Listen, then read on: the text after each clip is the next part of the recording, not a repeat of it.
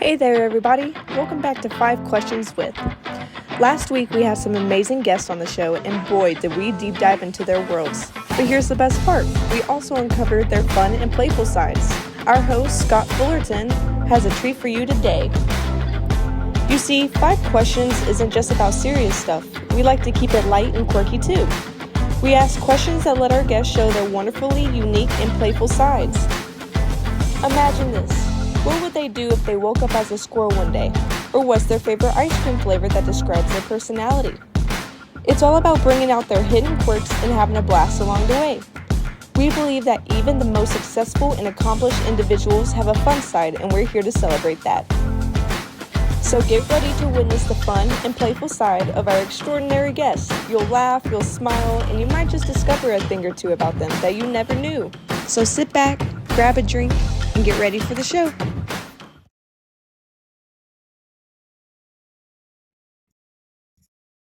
All righty, everyone. If it's Tuesday, it's time for another 5 Questions with. Today, I'm so excited to have back Mr. Mikey Montemayor. We had Mikey on last week. If you missed our interview, be sure to check out the link below. Mikey's a fantastic writer of film and television. He's also a tremendous stand up, and I kind of caught his stand up on social media, how he came across my radar. Had a great talk last week, and we're ready to play 5 questions. You ready, Mikey? Yeah, let's go. All right, welcome back to the show, my friend. Question number one. As we talked about, you're a fantastic writer. You've been a assistant writer and written on some amazing features. We have the writer strike going on right now, so everything old is new again. They use a lot of reused scripts and everything to get them by. What would be a movie or television show that you would love to be a head writer on and reboot if you had to do the strike? Oh, that's a good question. I feel like uh I'm a big fan of sitcoms. I love just like campy multicam sitcom. So like those were always some of my favorite. Like seeing what like The Office would look like now again today, or even something like 30 Rock was always my favorite. I'm like, oh, let's just do that again. Like, what is Tina Fey doing? Let's just like stamp and repeat that again. I love that. That's a great answer. Very cool. All right, question number two. You're on stage doing stand up all the time. You're out there 3 to 5 days a week at least. What stage would you not like to be on? A karaoke stage or a dance off stage? Oh, definitely. I was gonna say karaoke because I'm a really bad singer, but I have no shame, so I guess I wouldn't mind actually singing really poorly. I would say dancing then. Because like dancing, I'm just, it's just like awkward. There's more shame with my dancing than there is with my singing. So let's go dancing. All right, good answer. Good answer. All right, question number three. You're stranded on a desert island and you can only, it happens to have a VCR, you can only bring one classic comedy, and you can have one great comedian spend time with you on the island. What would your favorite comedy movie or television show be to watch, and what comedian would you like to be stranded with? Oh, I would bring Jerry Seinfeld and make him watch Mean Girls with me over and over again. Like Mean Girls is like I can literally watch that movie like anytime it pops up on TV. I think it's one of the like funniest movies. I love it to death. And growing up, my idol was always Jerry Seinfeld. Like, and I feel like he would hate it. So I think that would be enjoyable for me. That would be hilarious, is what that would be. Very good answer. All right. Question number, what are we on? Three? Yes. No, question number four already. Question number four. I am a fan favorite of lip sync battles. If we were to have a comedy battle show, what two comedians would you like to put on a comedy battle show, and who do you think would win? Ooh, that's a good question. I would probably go for two women. And I always loved Whitney Cummings and Kathy Griffin. I feel like both of them together, like battling it out doing comedy, would be hilarious. I love Whitney Cummings. I love her podcast. She's amazing. Oh yeah, I've seen Kathy, her of course. perform a couple times at the Improv. She's amazing. Nice. I love that. All right, question number 5. If your jokes were a vehicle, what type would they be? A speedy sports car, a leisurely bicycle, or perhaps a clown car? I think they would be some sort of convertible that like Liberace would drive in, like not very functional, bedazzled, kind of like the car that Lisa Vanderpump drives around West Hollywood that's like pink and doesn't look like it goes very fast. Great answer. I love that. Mikey Montemayor, you made it through 5 questions. Hilarious, my friend. Thank you so much. Thank you. Remind everybody where they can find you, when your upcoming shows might be, and where they can find you on social media, my friend. Yeah, you can find me across all social media platforms at Mikey Montemayor. And on Instagram, check my bio, and I have a link there with all of my upcoming shows. Fantastic. Well, guys, if you missed our interview, like I said, check the link below. We had a great chat with Mikey last week. We'll have him on the show a lot. Very funny. Mikey, thanks for being on the Left of Straight show. 5 questions today. Yeah, thanks for having me, Scott. All right, stay on the line for me. Guys, if it's Tuesday, we'll be back with another 5 questions next week. Thanks for tuning in, everyone. Have a great week. Bye bye.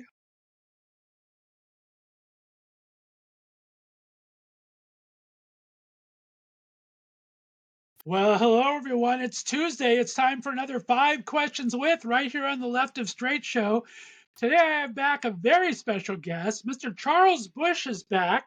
We had a fantastic interview last week all about Charles' career and his brand new book. If you missed that, be sure to check the link below. Charles, welcome back to the Left of Straight show, my friend. I feel like I was just with you a few minutes ago. It just seems like it was yesterday, I swear. All right, well, let's go. You ready to play a little 5 questions? Okay, I hope I do well. All right, question number 1. You've created so many of your own fantastic characters in your plays and movies. Which Broadway play or musical character, past or present, do you secretly wish you had written or got to play in drag? Ooh, so many roles. Um, well, it sounds rather esoteric, but I'm a big fan of the Scandinavian playwright Henrik Ibsen from the 19th century, and I always wanted to play the role of Hedda Gabler. So what I've done is I have a new play that we're going to be doing in the winter called Ibsen's Ghost, and in which I play his widow. And in my play, she's kind of like a heroine out of one of his plays. So I kind of get to play all the big moments that I've always wanted to play from his plays, without actually doing a play. That's fantastic. Wow, a little scoop here. I like that. Yeah. Great. All right, question number 2. If aliens landed tomorrow and you had to introduce them to drag with just one performance, which of yours would you choose to represent Earth? Oh, my own? Yes, of your own. Many wonderful people out there. Because if it wasn't me, I'd want them to see Jinx Monsoon, who I'm a big fan of, and I feel like she's kind of my drag daughter in a certain sense. Yes. That's a good answer. I like that. All right, question number 3. Kathy Griffin now is hosting salons with people you've worked with, Margaret Cho, Rosie O'Donnell. You've talked to so many great people. We talked about in the interview from Angelica Houston to Linda Lavin to Joan Rivers. Who would you love seeing host a salon, and who would you want to attend with? Wait, who I think should be the host of a salon? Yes, Oh, who'd be very good at that? Well, I know Bette Midler a bit. I think she'd be really good. I think because she's not only a wonderful personality, but she's so well read, and she's really smart, and she could have in her salon, or podcast, or whatever she wanted to do. She could handle a wide range of people from politics to entertainment. I think she should have it. That's a great answer. She is amazing, from her philanthropic work to, like you said, to her book. She is such an amazing person. I agree. And she's funny. All right, question number 4, Charles. Has there ever been a prop or a costume piece that either went hilariously wrong on stage or that you've grown surprisingly attached to? Oh boy, oh boy, oh boy.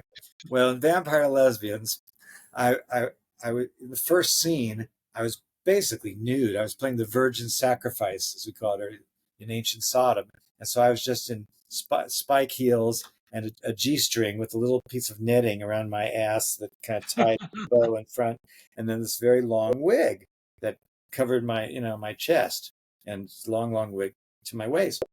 Well, one night, my friend Bobby, who was playing one of the sort of centurions, the guards, he had a spiked wristband, armband. Spiked collar band.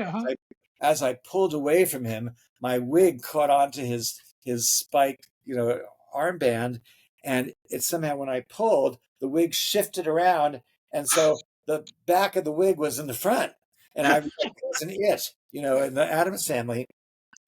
And I was trying, and I couldn't see. I was, blinded. I was trying to kind of, push it, and I was making it worse, and it was just going the wrong thing. And my friend McGann was off stage, who was in the play, and she was like shouting out instructions, like, move right, because I was stumbling around the stage trying, and then and the audience, of course, was going wild. But at the, I wish I had maintained my poise and could have made a comedy bit out of it. Instead, I was like, wanted to murder poor Bobby, as if it was his fault, it was my own stupid fault. But anyway, finally, I think I just had to pull it apart and put the hair behind my ears. I love that. That is hilarious. Oh my goodness. All right, question number 5, Charles. You've written this amazing book about your life. Whose life story would you love to read about that maybe hasn't been written yet? Oh God, what a question! Wow. Oh, honey, I may need more than 1 second on that one. Whose life? It seems like everybody I'm interested in has written their book. I mean, I'm really curious to read Barbra Streisand's book that comes out, I think, in November. I've pre-ordered, and so there's certain days that she and I are neck and neck on Amazon, which I find totally bizarre, and I think there's something a little screwy about that. I don't. That's a horse race I'd like to see. I love that. I don't quite believe it, but anyway, I guess like for certain hours, my friends on Facebook have bought more than her friends on Facebook. So.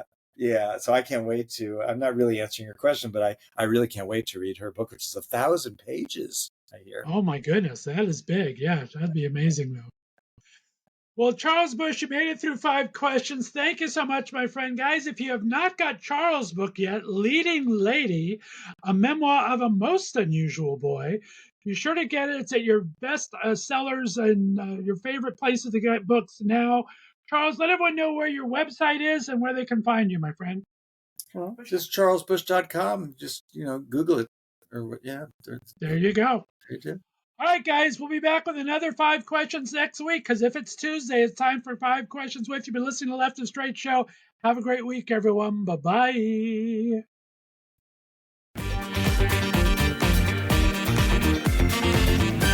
Thanks for listening to The Left of Straight Show.